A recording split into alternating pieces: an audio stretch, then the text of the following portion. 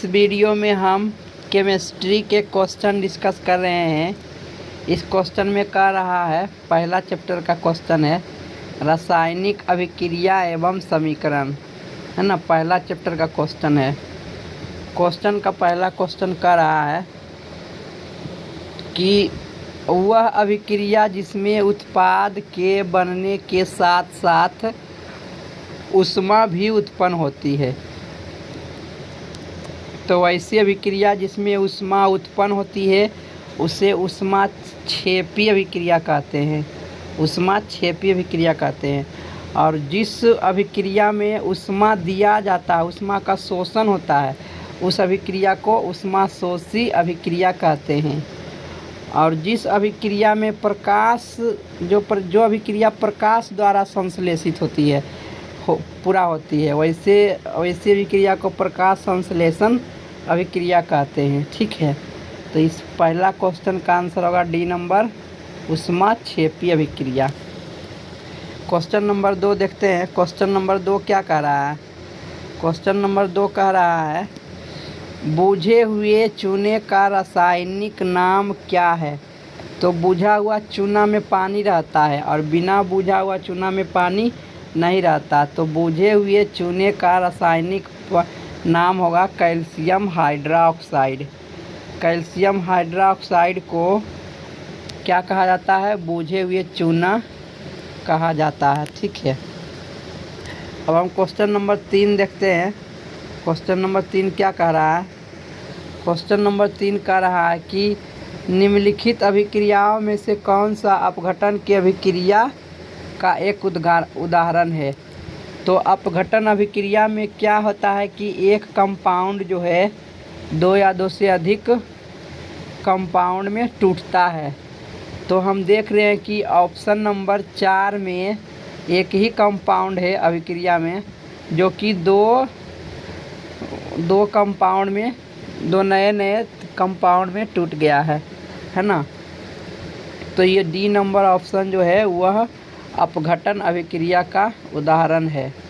ठीक है, ये अपघटन अभिक्रिया का उदाहरण है। और वैसा अभिक्रिया जिसमें कि 2 तत्व मिलकर के एक यौगिक बनाता है वह संयोजन अभिक्रिया कहलाता है। तो 1 नंबर में जो देखो 2 तत्व मिलकर के एक कंपाउंड बना रहा, तो ये पहला नंबर जो है वो संयोजन अभिक्रिया है। ठीक है, लेकिन मेरा आंसर अपघटन अभिक्रिया का उदाहरण डी नंबर हो जाएगा। Question number 4। क्वेश्चन नंबर 4 क्या कह रहा है? क्वेश्चन नंबर 4 कह रहा है कौन सी गैस उत्सर्जित होगी? कौन सी गैस उत्सर्जित होगी जब धातु के साथ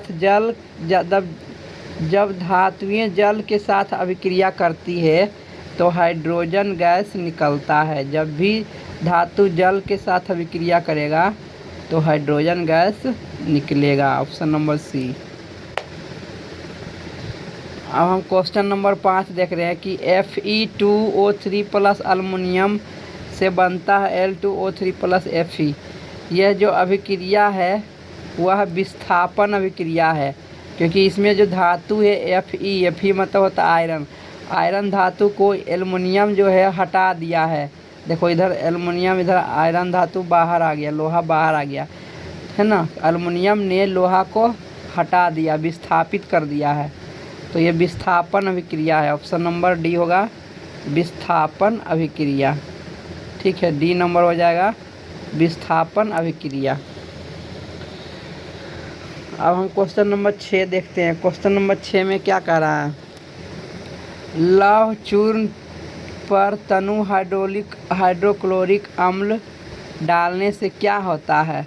लौह चूर्ण मतलब लोहा, तो लोहा का फॉर्मूला होता है Fe, और इसमें हम HCl से अभिक्रिया कराएंगे तो यहाँ से Fe आएगा और यहाँ से Cl, मतलब बन जाएगा FeCl2 बन जाएगा और प्लस हाइड्रोजन गैस बनेगा।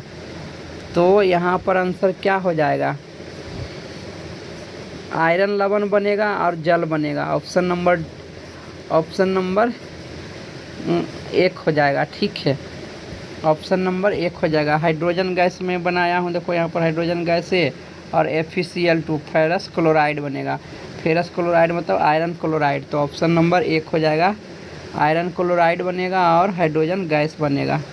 ठीक है, क्योंकि यहाँ से Fe और यहाँ से Cl मिल करके आयरन क्लोराइड बनेगा और ये हाइड्रोजन गैस बाहर निकल जाएगा, H2 बाहर आ जाएगा। ठीक है, तो 1 नंबर आंसर हो जाएगा।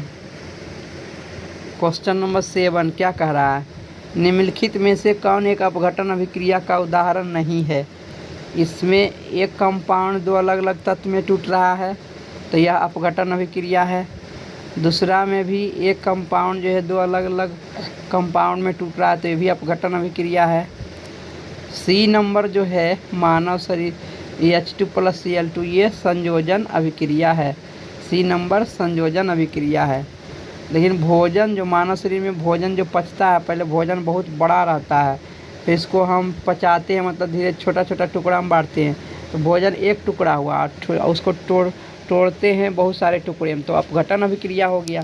तो हमको कह रहा है कि जो अपघटन अभिक्रिया नहीं है उसका उदाहरण, तो सी नंबर नहीं है, सी नंबर आंसर होगा। क्वेश्चन नंबर 8 है। क्वेश्चन नंबर 8 क्या कह रहा है,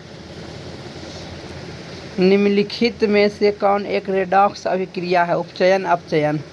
तो उपचयन अपचयन अभिक्रिया का उदाहरण सी नंबर उदाहरण है, उपचयन अपचयन। ऑक्सीजन का संयोग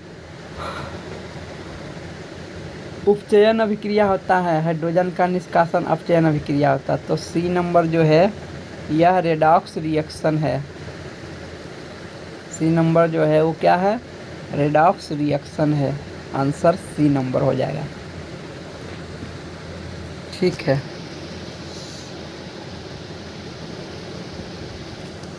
अब हम क्वेश्चन नंबर 9 देखते हैं। क्वेश्चन नंबर 9 क्या कह रहा है, निम्नलिखित में से कौन सा एक दहन अभिक्रिया है। दहन अभिक्रिया, जलने वाला अभिक्रिया कौन सा है। तो मोम का पिघलना भी एक प्रकार के ऊष्मा देते हैं तभी पिघलता है। पानी, जल का उबलना, पानी को गर्म करते हैं तो जल उबलता है ना।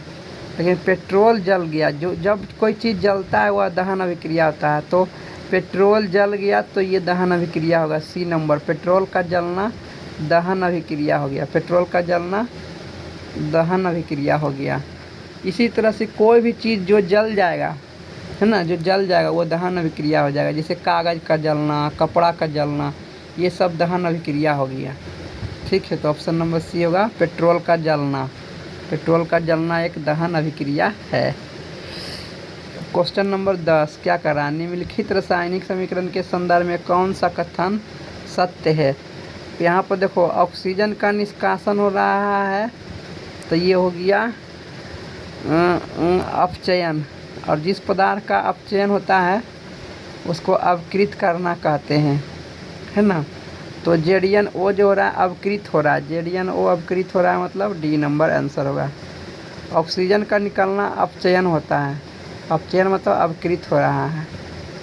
ठीक है, और यहाँ पर ऑक्सीजन का संयोग हो रहा है, इसका ऑक्सीकृत हो रहा है, CO2 ऑक्सीकृत हो रहा है। CO जो है CO ऑक्सीकृत हो रहा है, ZnO अवकृत हो रहा है। तो ऑप्शन नंबर डी होगा, अवकृत हो रहा है ZnO। CO यहाँ जो बी नंबर दिया हुआ हो तो CO जो है वो अवकृत नहीं हो रहा है बल्कि ऑक्सीकृत हो रहा है। ZnO ऑक्सीकृत नहीं हो रहा बल्कि अवकृत हो रहा है। ठीक है, अब हम क्वेश्चन नंबर 11 देखते हैं। क्वेश्चन नंबर 11 क्या कर रहा है, निम्नलिखित कथनों में से कौन असत्य है। ऑक्सीकरण में ऑक्सीजन किसी पदार्थ से जुड़ता है। ये तो सही बात है कि ऑक्सीकरण अभिक्रिया में ऑक्सीजन किसी पदार्थ से जुड़ता है। दूसरा पॉइंट क्या करा, अवकरण अभिक्रिया में हाइड्रोजन किसी पदार्थ से जुड़ता है। हाँ, अवकरण अभिक्रिया में हाइड्रोजन किसी पदार्थ से जुड़ता है और ऑक्सीजन निकलता है। लेकिन ऑक्सीकरण में उल्टा होता है, ऑक्सीकरण में ऑक्सीजन जुड़ता है और हाइड्रोजन निकलता है। क्वेश्चन नंबर पॉइंट नंबर 3 क्या करा, ऑक्सीकारक खुद को ऑक्सीकृत करते हैं, ये गलत बात है। ऑक्सीकारक खुद को अवकरित करते हैं, और अवकारक खुद को ऑक्सीकृत करते, सही है। तो सी नंबर गलत है, ऑक्सीकारक खुद को अवकरित करते हैं, ठीक है, सी नंबर आंसर होगा। ऑक्सीकारक खुद को अवकृत करते हैं, ये होना चाहिए, यही गलत है, सी नंबर आंसर। अब क्वेश्चन नंबर 12, किसी यौगिक से रासायनिक अभिक्रिया में हाइड्रोजन का हटना, देखो अभी आ गया, हाइड्रोजन का निष्कासन, या कह सकते हैं कि हाइड्रोजन ऑक्सीजन का संयोग क्या कहलाता है, उपचयन अभिक्रिया, है ना। तो उपचयन अभिक्रिया हो जाएगा, ऑक्सीकरण अभिक्रिया या उपचयन अभिक्रिया हो जाएगा। हाइड्रोजन का हटना उपचयन अभिक्रिया होता है, बी नंबर आंसर हो जाएगा, उपचयन अभिक्रिया। क्वेश्चन नंबर 13 क्या कहता है, किसी वस्तु को हवा में जलने के लिए एक निश्चित न्यूनतम ताप की आवश्यकता होती है, वह ताप क्या कहलाता है, ज्वलन ताप, प्रज्वलन ताप, है ना। किसी वस्तु को हवा में जलने के लिए एक निश्चित ताप की आवश्यकता होती है, वैसे निश्चित ताप की क्या कहते हैं, प्रज्वलन ताप। जिस न्यूनतम ताप पर हवा में जलने के लिए होता है वह प्रज्वलन ताप कहलाता है, प्रज्वलित होता, जलता है। ऑप्शन नंबर ए हो जाएगा।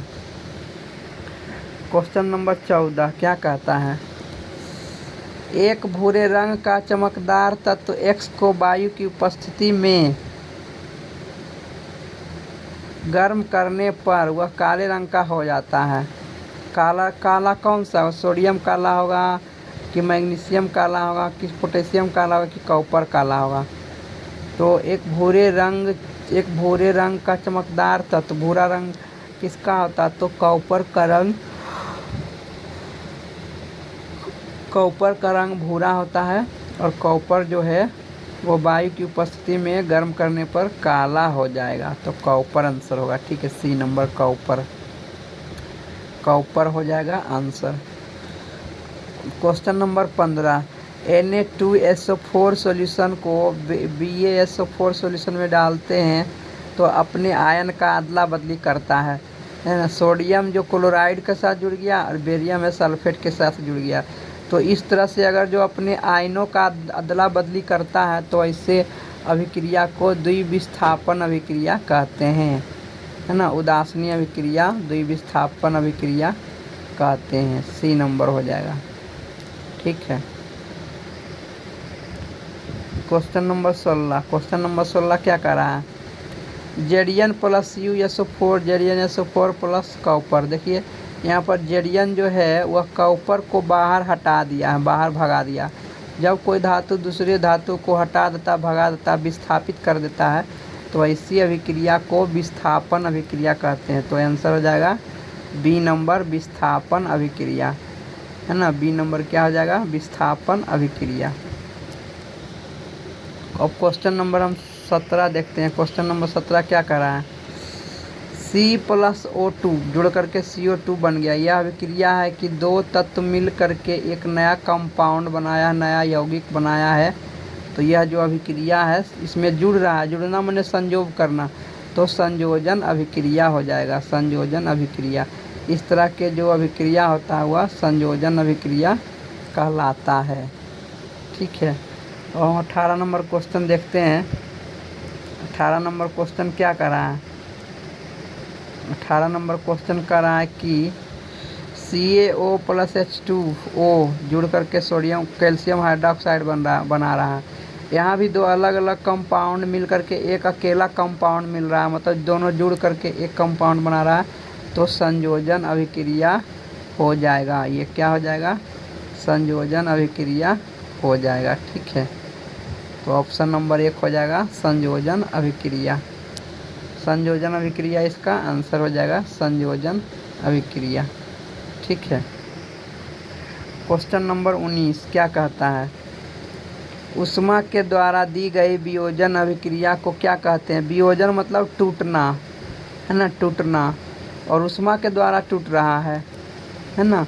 तो ऊष्मा के द्वारा टूट रहा है तो ऊष्मीय वियोजन कहेंगे, प्रकाश के द्वारा टूटेगा तो प्रकाशीय वियोजन कहेंगे। तो यहाँ पर बी नंबर हो जाएगा, ऊष्मा के द्वारा वियोजन हो रहा है तो ऊष्मीय वियोजन अभिक्रिया कहेंगे। क्वेश्चन नंबर 20, जिन अभिक्रियाओं में ऊर्जा अवशोषित होती है वैसी अभिक्रिया को ऊष्माशोषी अभिक्रिया कहते हैं। बी नंबर, ऊष्माशोषी अभिक्रिया कहते हैं। जिस अभिक्रिया में ऊष्मा का शोषण होता है उसे ऊष्माशोषी अभिक्रिया कहते हैं, और जिसमें ऊष्मा निकलेगा तो ऊष्माक्षेपी कहेंगे। क्वेश्चन नंबर 21, वे अभिक्रियाएं जिनमें अभिकारकों के बीच आयनों का अदला बदली होता है, आदान प्रदान होता है। अभी मैंने बताया था कि वैसी अभिक्रिया जिसमें अभिकारकों के बीच आयनों का आदान प्रदान होता है वह अभिक्रिया द्विविस्थापन अभिक्रिया कहलाता है। डी नंबर, है ना। द्विविस्थापन अभिक्रिया में आयनों का आदान प्रदान होता है, ठीक है। एग्जाम्पल भी दे सकते हैं, जैसे हो गया ZnSO4, ये अभिक्रिया करेगा मैग्नीशियम क्लोराइड से, तो इसमें क्या होगा कि मैग्नीशियम SO4 के साथ जुड़ जाएगा और Zn जो है जिंक वो क्लोरीन के साथ जुड़ जाएगा, तो ऐसा अभिक्रिया द्विविस्थापन अभिक्रिया कहलाता है। अब 22 नंबर क्वेश्चन क्या कहते हैं, जब कोई धातु अपने आसपास अम्ल, आर्द्रता आदि के संपर्क में आती है तब ये संक्षारित होती है, और इस अभिक्रिया को क्या कहते हैं, संक्षारण हो रहा है तो संक्षारण अभिक्रिया कहलाएगा। पानी, है ना, अम्ल या आर्द्रता में पानी के संपर्क में आएगा तो संक्षारण अभिक्रिया कहलाएगा। C number. क्वेश्चन नंबर 23, अवक्षेपण अभिक्रिया से किस प्रकार का लवण प्राप्त होता है। तो अवक्षेपण अभिक्रिया से अब कोई पदार्थ जमीन एक सॉल्यूशन में विलयन के नीचे पेंदी में बैठ जाएगा। जब फ्लास्क लेते हैं, फ्लास्क में अभिक्रिया कराएंगे तो नीचे जाके बैठ जाता है, वो घुलता नहीं है, विलेय नहीं होता, अविलेय होता।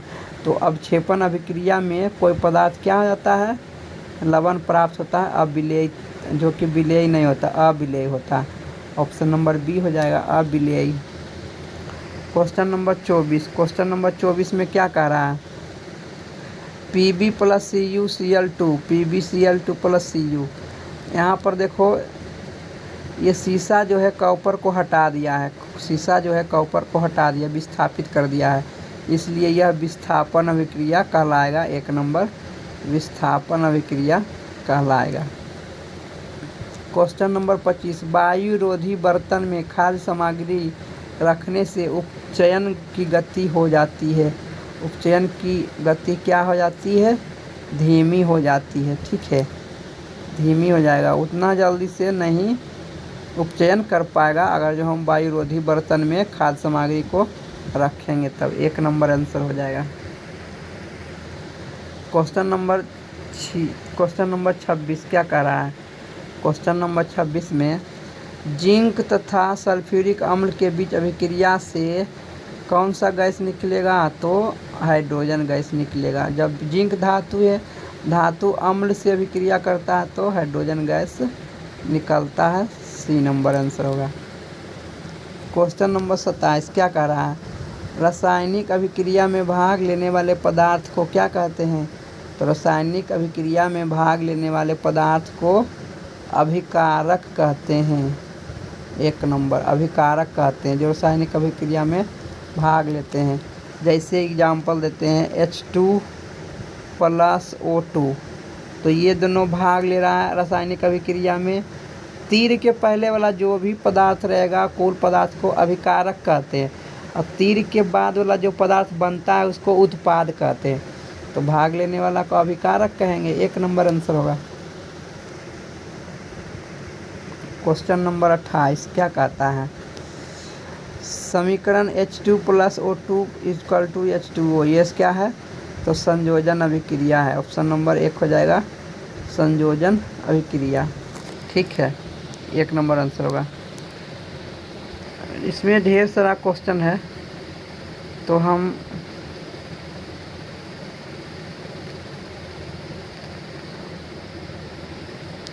उनचास क्वेश्चन है, 30 क्वेश्चन मैंने डिस्कस किया हूँ, 30 क्वेश्चन भी यार बाकी है।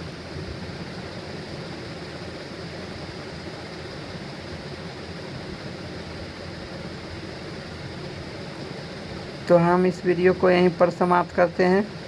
बाकी क्वेश्चन हम बाद में डिस्कस करेंगे। सारा एक ही जैसा क्वेश्चन है, ठीक है। जैसे कि यहाँ पर कह रहा है कि 25, 26 हो गया, 28 हो गया। अब क्वेश्चन नंबर हम 29 देखते हैं। क्वेश्चन नंबर 29 क्या कह रहा है? 29 में रासायनिक अभिक्रिया के दौरान किसी पदार्थ में ऑक्सीजन अगर जो निकास होता है ना, ऑक्सीजन का अगर जो ह्रास में निकास होता है तो ऑक्सीजन का निकलना अपचयन अभिक्रिया कहलाता है। तो ऑप्शन नंबर बी हो जाएगा अपचयन अभिक्रिया। वैसा अभिक्रिया जिसमें किसी पदार्थ से ऑक्सीजन ह्रास होता है, ह्रास में निकलता है, तो ऑक्सीजन जब निकलेगा तो अपचयन अभिक्रिया कहलाएगा। क्वेश्चन नंबर 30 रासायनिक अभिक्रिया के दौरान किसी पदार्थ में ऑक्सीजन का योग माने जुड़ना, अगर किसी पदार्थ में ऑक्सीजन जुड़ रहा है तो ऐसे अभिक्रिया को उपचयन अभिक्रिया कहेंगे। ऑक्सीजन का जुड़ना उपचयन अभिक्रिया कहलाता है ना। ऑक्सीजन का जुड़ना या हाइड्रोजन का निकलना उपचयन अभिक्रिया कहलाता है, ठीक है, याद रखिए। किसी पदार्थ में ऑक्सीजन का जुड़ना उपचयन अभिक्रिया कहलाता है, या तो हाइड्रोजन का निकलना भी उपचयन अभिक्रिया कहलाता है, लेकिन इसका उल्टा अगर जो होगा तो अपचयन अभिक्रिया कहलाएगा। मतलब कि अगर जो ऑक्सीजन जुड़ेगा, ऑक्सीजन माने कि निकलेगा, तो अपचयन अभिक्रिया हो जाएगा, ठीक है। क्वेश्चन नंबर 31 निम्न में से कौन ऑक्सीकरण की क्रिया नहीं है? ऑक्सीकरण माने उपचयन अभिक्रिया। तो दहन में ऑक्सीजन की ज़रूरत होती है, ऑक्सीजन देना पड़ता है, तो जब जिसमें ऑक्सीजन देना पड़ेगा वह ऑक्सीकरण अभिक्रिया हो जाएगा। तो ये 1 नंबर ऑक्सीकरण अभिक्रिया है। 2 नंबर में ऑक्सीजन देना ही पड़ता है क्योंकि हम सांस लेते हैं। भोजन पकाने में भी ऑक्सीजन देना ही पड़ता है, तो ऑप्शन नंबर डी होगा। डी जो है ऑक्सीकरण अभिक्रिया नहीं है, ठीक है। ऑप्शन नंबर डी हो जाएगा अवक्षेपण। अवक्षेपण अभिक्रिया जो है वह ऑक्सीकरण की क्रिया नहीं है। क्वेश्चन नंबर 32 कैथोड किरणों में क्या उपस्थित होता है? कैथोड मतलब ऋण मतलब इलेक्ट्रॉन। कैथोड किरणों में इलेक्ट्रॉन उपस्थित रहता है। ऑप्शन नंबर 1 हो जाएगा कैथोड किरणों में इलेक्ट्रॉन उपस्थित होता है, ठीक है। अब हम क्वेश्चन नंबर 33 क्या कह रहा है? Calcium carbonate calcium oxide plus carbon dioxide देता है। देखो एक यौगिक जो है 2 यौगिक में टूट रहा है, तो क्या कहलाएगा? अपघटन अभिक्रिया। अपघटन अभिक्रिया को वियोजन अभिक्रिया भी कहते हैं। वियोजन अभिक्रिया अपघटन अभिक्रिया को कहते हैं। एक पदार्थ 2 से अधिक पदार्थ में या 2 पदार्थ में टूट रहा है ना। यहाँ पर कैल्शियम कार्बोनेट 2 पदार्थ में टूटा हुआ है, इसलिए इसे वियोजन अभिक्रिया कहते हैं। क्वेश्चन नंबर 34 निम्नलिखित में कौन समीकरण संतुलित है? समीकरण संतुलित मतलब तीर के दोनों तरफ बराबर बराबर परमाणुओं की संख्या होनी चाहिए प्रत्येक तत्व के। तो हम देख सकते हैं कि इधर पहला ऑप्शन में ऑक्सीजन के 2 परमाणु हैं, लेकिन दाएं तरफ ऑक्सीजन के 1 परमाणु है, तो ये संतुलित नहीं है, ठीक है। इसी तरह से तीसरा ऑप्शन चेक करते हैं। क्लोरीन के 2 परमाणु हैं, लेकिन दाएं तरफ क्लोरीन के 3 परमाणु हैं, इसलिए ये भी संतुलित नहीं है। तो यहाँ पर ऑप्शन नंबर इस तरह से हम चेक करेंगे तो ऑप्शन नंबर बी जो है संतुलित है ना। ऑप्शन नंबर जो बी है वह संतुलित समीकरण है। बी नंबर संतुलित समीकरण है। क्वेश्चन नंबर 35 क्या कह रहा है? क्वेश्चन नंबर 35 कह रहा है कि श्वसन किस प्रकार की अभिक्रिया है? तो श्वसन जो है ऊष्माक्षेपी अभिक्रिया है। सांस लेते हैं ऊष्मा मुक्त होती है, ऊष्माक्षेपी अभिक्रिया है। श्वसन अभिक्रिया ऊष्माक्षेपी अभिक्रिया है। क्वेश्चन 36 क्या करा? कॉपर ऑक्साइड प्लस हाइड्रोजन, इसमें ऑक्सीजन का निकासन हो रहा है, तो ऑक्सीजन का निष्कासन अपचयन अभिक्रिया कहलाता है, ठीक है। और हाइड्रोजन में ऑक्सीजन जुड़ रहा है, हाइड्रोजन में ऑक्सीजन जुड़ रहा है तो अपचयन भी हो रहा है। दोनों तरह की अभिक्रिया हो रही है, तो यहाँ रेडॉक्स अभिक्रिया कहलाएगा, है ना। तो 36 नंबर में अपचयन अभिक्रिया कहलाएगा, अपचयन, क्योंकि ऑक्सीजन निकल रहा है तो अपचयन अभिक्रिया हो गया। क्वेश्चन नंबर 37 क्या कह रहा है, इलेक्ट्रॉन के स्थानांतरण से बने यौगिक क्या कहलाते हैं, वैद्युत संयोजी यौगिक कहलाते हैं, क्योंकि इलेक्ट्रॉन के स्थानांतरण मतलब ट्रांसफ़र के कारण यौगिक बनता है, तो वैद्युत संयोजी यौगिक कहते हैं। अब हम क्वेश्चन नंबर 38 देख रहे हैं।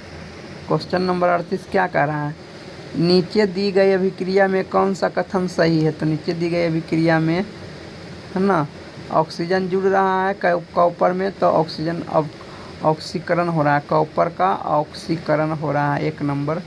ऑक्सीजन का कॉपर का ऑक्सीकरण हो रहा है, 1 नंबर आंसर होगा, ठीक है। अब हम क्वेश्चन नंबर 39 देखते हैं। सिल्वर क्लोराइड का रंग कैसा होता है। तो सिल्वर क्लोराइड का रंग जो है वह उजला होता है। सिल्वर क्लोराइड का रंग उजला होता है, श्वेत होता है। सिल्वर क्लोराइड का रंग उजला होता है। क्वेश्चन नंबर 40, समीकरण कैल्शियम कार्बोनेट में 2 पदार्थ बन रहा, तो यह वियोजन अभिक्रिया है। और उष्मा दिया जा रहा है तो उष्मा क्षेपीय अभिक्रिया भी कह सकते हैं। उष्मा दिया जा रहा है तो उष्मा शोषी होगा, क्योंकि उष्मा सोख रहा है, तो वियोजन उष्मा शोषी अभिक्रिया हो गया, 1 नंबर। क्वेश्चन नंबर 41 क्या कर रहा है, शाक सब्जियों को विघटित होकर कंपोस्ट बनना किस प्रकार का उदाहरण है। तो शाक सब्जियों को विघटित होकर के खाद बनना एक प्रकार के उष्मा क्षेपी अभिक्रिया है, क्योंकि उसमें उष्मा निकलता है, ठीक है, विघटित होने पर उष्मा क्षेपी अभिक्रिया है। क्वेश्चन नंबर 42, निम्नलिखित में कौन सा उत्पाद लेड नाइट्रेट को गर्म करने पर प्राप्त होगा। तो नाइट्रोजन डाइऑक्साइड प्लस ऑक्सीजन निकलेगा, नाइट्रोजन डाइऑक्साइड प्लस ऑक्सीजन निकलेगा जब लेड नाइट्रेट को गर्म करेंगे, तो डी नंबर। अब हम क्वेश्चन नंबर 50 क्वेश्चन है, तो क्वेश्चन नंबर हम 43 देखते हैं। क्वेश्चन नंबर 43 क्या कर रहा है, लौह चून पर हाइड्रोक्लोरिक अम्ल की अभिक्रिया से क्या होगा। तो ये मैं क्वेश्चन बता दिया कि लौह चून पर जब हाइड्रोक्लोरिक अम्ल डालेंगे तो आयरन क्लोराइड बनेगा और हाइड्रोजन गैस बनेगा, 1 नंबर आंसर। क्वेश्चन नंबर 44, लोहा से जिंक को लेपित करने की प्रक्रिया को क्या कहते हैं। लोहा को जिंक से लेपित करने की प्रक्रिया को गैल्वेनाइजेशन कहलाता है, गैल्वेनीकरण कहलाता है ना। लोहा को जिंक से लेपित करेंगे, उल्टा लिखा हुआ है, लोहा पर चढ़ाया जाता है जिंक का परत, इसीलिए उसको गैल्वेनाइजेशन या गैल्वेनीकरण प्रक्रिया कहते हैं। Question number 45,